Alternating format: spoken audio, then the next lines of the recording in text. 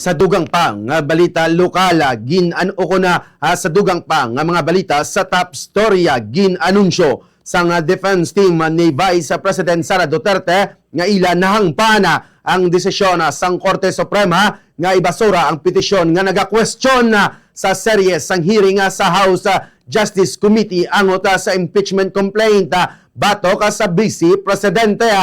Suno sa defense team, Deputy Spokesperson Attorney Justina Nicola Gulara ang pagbasura sa Korte Suprema sa mga petisyon ang wala na base sa merit o kung kabugato na sang ila argumento ngayara sa nasambit nga petisyon sa baylo. Suno sa iya, ginbasura iniya bangod moot and academic, bangod nagapadayo ng hearing sa upper house sa Kongreso nga nagabase subong nga impeachment o kung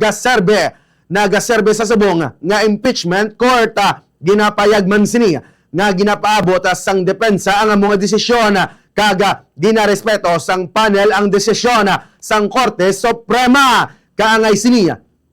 nga ang mga petisyon ang ginpasaka sang kampo ni Vice President Sara Duterte kag iban pa nga mga grupo sang mga abogado nga kilala nga mga sumalakdag